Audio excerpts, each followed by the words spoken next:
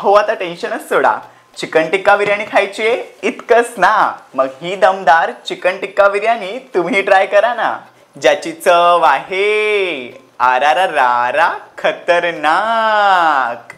तर मंडळी काय करायचं, घ्यायचं घट्टसर दही, लाल तिखट, हळद, धणेपूड, जिरेपूड, गरम मसाला, चाट मसाला, आलं लसूण पेस्ट आणि कसुरी मेथी चांगली रगडून घालायची, लिंबाचा रस, चवीपुरतं मीठ आणि मोहरीचं तेल घालायचं आणि चांगलं मिक्स करून घ्यायचं। आता ह्याच्यात बोनलेस चिकन घालायचं आणि चांगलं मिक्स करून घ्यायचं। आता रखरखत्या कोळशावरती तुपाची धार सोडायची आणि मस्त 2 मिनिटं धुंगार द्यायचा, म्हणजे छान स्मोकी फ्लेवर येतो। आता स्क्यूअर्स वरती मी हे लावून घेणार आहे, तुमच्याकडे लाकडे असतील ना तर भिजत ठेवून ते तुम्ही वापरू शकता।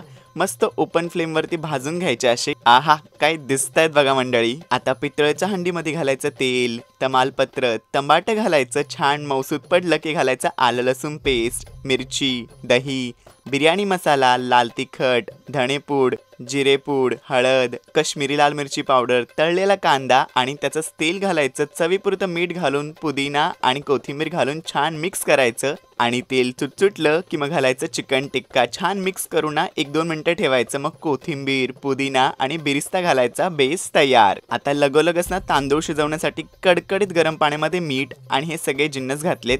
सगळं साहित्य आणि प्रमाण कॅप्शन मध्ये दिलेलं आहे, नक्की चेक करा। आता स्वच्छ धुवून भिजवून घेतलेला बासमती तांदूळ घातलाय, फक्त 70 ते 80% शिजवून सगळं पाणी निथळून घ्यायचं आणि बिर्याणी लेअर करायची। मस्त तूप, कोथिंबीर, पुदिना, बिरिस्ता, केसर दूध आणि जायफळ खसाखसा खिसून घालायचं आणि मंद आचेवरती 12 ते 15 मिनिटं ठेवायचं आणि तयार आहे तुमची दमदार धुवादार अशी चिकन टिक्का बिर्याणी।